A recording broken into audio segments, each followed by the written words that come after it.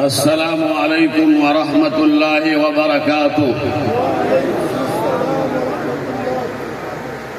نحمده ونصلي ونسلم على رسوله الكريم، اما بعد فاعوذ باللہ من الشیطان الرجیم، بسم اللہ الرحمن الرحیم۔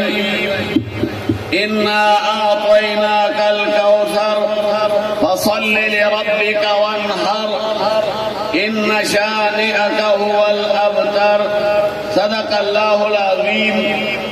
وقال رسول اللہ صلی اللہ علیہ وسلم سنت ابیکم ابراہیم، صدق رسولہ النبی الکریم، ونحن على ذلك لمن الشاہدین والشاکرین والحمد للہ رب العالمین۔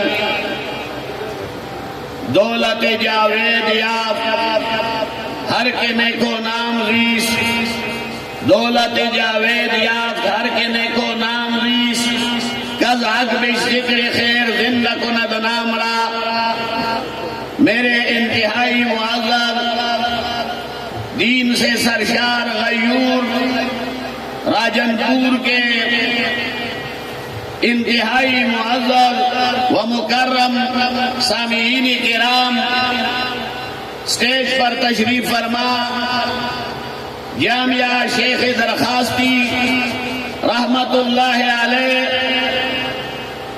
کے سربراہ حضرت مولانا پیر رحمت الرحمان درخواستی دامت برکاتہم، اور ان کے دیگر برادران مولانا جواد الرحمان صاحب، اور اسی طرح حضرت درخواستی رحمت اللہ علیہ کے باغ کے عظیم پھولوں، یقیناً آپ ایک بیش قیمت مجلس کا حصہ بنے ہوئے ہیں۔ رات کے اس پہر جب لوگ نیند کے خراٹوں میں مصروف ہیں، آپ اس یادگار درسگاہ میں قال اللہ اور قال رسول اللہ سننے میں مصروف ہیں۔ ای سعادت اسو سعادت اسو سعادت، یہ آپ کی خوش قسمتی ہے کہ اللہ نے آپ کو نیند کے بجائے سیدنا ابراہیم علیہ السلام کے فلسفے سے آگاہ ہونے کے لیے یہاں پر جمع ہو کر علماء کرام کے بیانات سننے کا موقع دیا۔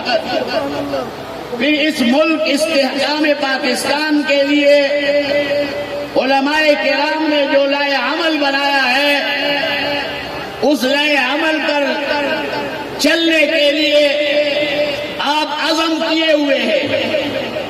آپ نے ہاتھ اٹھا کر گویا کہ یہ عہد کیا کہ یہ ملک لا الہ الا اللہ کے کلمے کے زور سے آزاد ہوا ہے، اور اس کو انہی خطوط پر استوار کر کے اس کو منزل مقصود کی طرف لے جائیں گے۔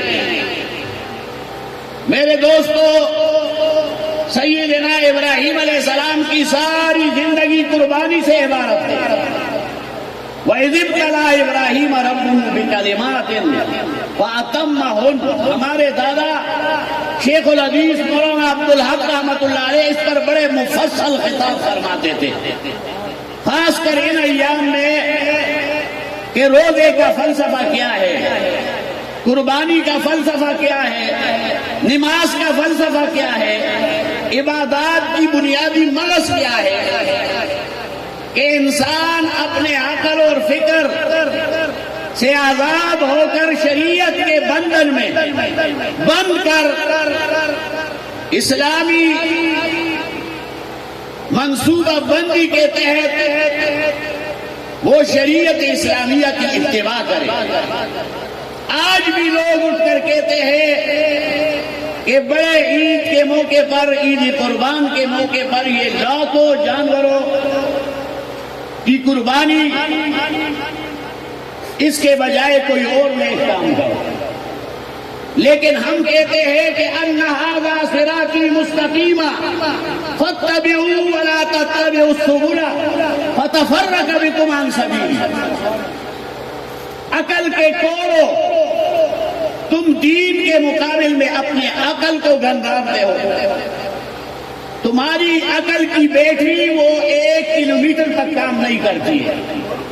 تمہاری یہ عقل اس پردے کے اس طرف کی حالات اور منصوبوں سے واقف نہیں ہے۔ تو اللہ جل جلالہ کے دین کے فلسفے کو سمجھنا یہ حضور اقدس صلی اللہ علیہ وسلم کی پیروی سے حاصل ہوتی ہے۔ اس میں عقل بگاڑنا یہ ابلیس کا وتیرا ہے۔ ابلیس نے کہا کہ خلقتنی من نار وخلقتہ من طین، میں آدم علیہ السلام کو کیوں سجدہ کروں؟ اس کو آپ نے مجھے آگ سے پیدا کیا اور اسے مٹی اور گارے سے، مٹی اور گارا نیچے کی طرف آتا ہے اور آگ اوپر کی طرف اٹھتی ہے۔ تو شریعت کے احکامات میں عقل کا استعمال یہ غلط ہے۔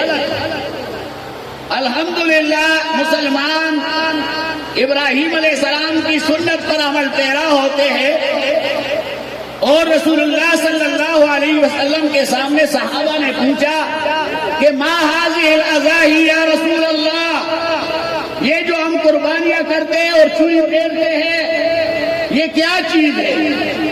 رسول اللہ صلی اللہ علیہ وسلم نے 2 لفظوں میں اس کا فلسفہ بیان کیا کہ سنت ابیکم ابراہیم، یہ تمہارے باپ حضرت ابراہیم علیہ السلام کی سنت ہے، اس کو تم جاری اور ساری رکھو گے۔ آج حضرت شیخ درخواستی کا خاندان اگر شیخ درخواستی کے راستے پر نہ جائے تو لوگ ان کو کیا سمجھیں گے؟ باپ کا علم نہ ہو پسر کو ازبر، تو پھر پسر قابلی بھی راستے کدھر کیوں ٹھہرے؟ جب باپ کے راستے پر اس کا بیٹا، اس کا پوتا اور اس کے نسل نہ جائے تو اس کو حقداری میراث نہیں سمجھا جاتا ہے۔ تو مسلمانی میں بھی بنیاد یہ ہے کہ ہم حضور اقدس صلی اللہ علیہ وسلم کی پیروی کریں، صحابہ کرام کی پیروی کریں، انبیاء کرام کی پیروی کریں۔ تو حضرت ابراہیم علیہ السلام نے وقت کے حکمرانوں سے ٹکر لی، نمرود کے ساتھ مقابلہ ہوا اور اس نے آگ دہکائی، ایسی آگ کہ اس کے اندر پھیلنے کے لیے ابراہیم علیہ السلام کے لیے کوئی اور راستہ نہیں آیا، تو اس کے لیے منجنیق ایجاد کی۔ ہم پشتوں میں اس کو مچوغا کہتے ہیں، ایک نما کہ اس میں گولا جس طرح رکھ کر اور دور سے 10 میل تک پھینکا جاتا ہے، گویا کہ آگ کے زمانے کا راکٹ، سمجھ لیں، کیونکہ اس آگ کے قریب کوئی جا نہیں سکتا تھا، اس کے اوپر کوئی پرندہ پر نہیں مار سکتا تھا، اور کوئی انسان قریب جانا تو بڑی بات تھی۔ اور حضرت ابراہیم علیہ السلام کے لیے پوری کائنات فکر مند تھی، حتیٰ کہ فرشتے بھی کہہ رہے تھے کہ اللہ سے کچھ مانگو۔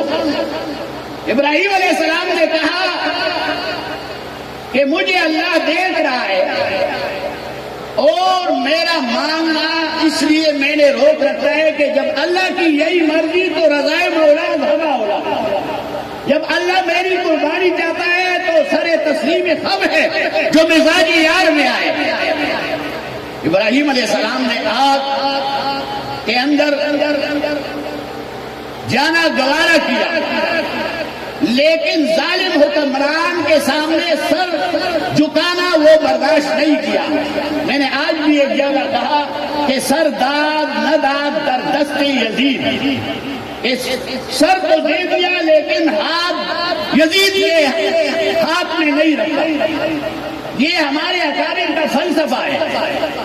حضرت مولانا سمیع الحق شہید کا فلسفہ یہی تھا، مولانا حمید الحق کا فلسفہ یہی ہے، مولانا عثمان یار خان کا تذکرہ انہوں نے کیا وہ یہی ہے، مولانا یہ جناب حاصل پور کے قدیم عوام ایڈوکیٹ کا فلسفہ یہی تھا. ہمارے اکابر نے یہی سبق ہمیں سکھایا اور اسی سبق کو دہرانے کے لیے آج ہم آپ کے پاس پہنچے ہیں کہ اللہ تعالیٰ ان سبق پر ہمیں عمل پیرا ہونے کی توفیق سے نوازے.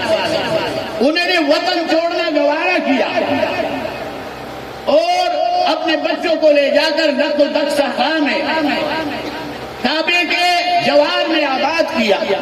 وہاں پانی نہیں تھا, وہاں زندگی کی کوئی سہولیات نہیں تھے. اللہ نے کہا کہ بچے اور بیوی کو چھوڑ دے اور واپس عراق جا, فلسطین واپس ہو جا. اس نے بچوں کو یہ کہا بھی نہیں کہ میں جا رہا ہوں. پیٹی سے بیوی نے آواز دی کہ ہمیں چھوڑ کر کہاں جا رہے ہو؟ اللہ امرنی, آیا اللہ نے ہمیں یہ امر کیا ہے کہ ہم ادھر آباد ہو؟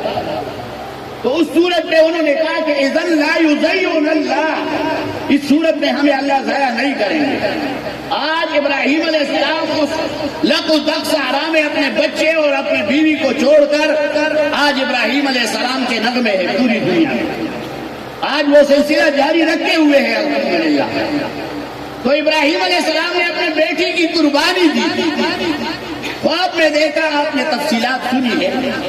مقصد اس سبق کو دہرانا ہے. حضرت مولانا سمیع الحق نے اس ملک میں اسلامی نظام کے اعلان کا خواب دیکھا. اس کے لیے انہوں نے اپنے پیشرو کی طریقے پر کام کیا.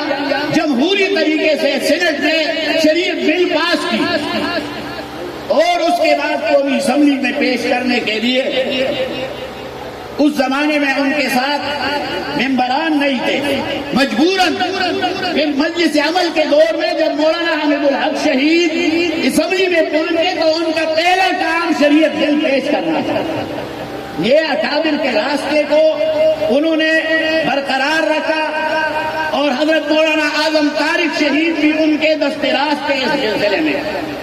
اور آگے چل کر پھر انہوں نے استعفا بھی دیا قومی اسمبلی. اتنے بڑے سیٹ پر پہنچنا آسان کام نہیں ہے. مولویوں کا پہنچنا آج تو پیسے کا دور ہے.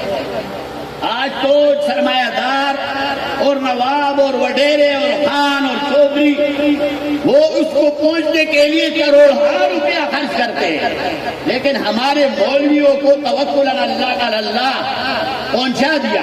جس طرح 70 کی اسمبلی میں, اس طرح مجلس عمل کے دور میں بھی علماء کی قربانیوں کا نتیجہ تھا. افغانستان میں وہ ایک عظیم اسلامی ریاست قائم ہوئی. بہرحال بات بہت لمبی ہے اور یہ ہمارے دوسرے اکابر یہاں پہ موجود ہیں. حضرت مولانا یوسف شاہ صاحب وہ بھی بیان فرمائیں گے اور ہمارے برخوردار امیر جمعیت علماء اسلام مولانا عبدالحق ثانی بھی. میں صرف اپنی حاضری لگانے کے لیے اور ان کی محبت حقانیہ کی نمائندگی کے لیے اللہ تعالیٰ آپ اور ہم سب کو زندگی بھر اسلام اور شریعت سے وابستہ رہنے کی توفیق سے نوازے.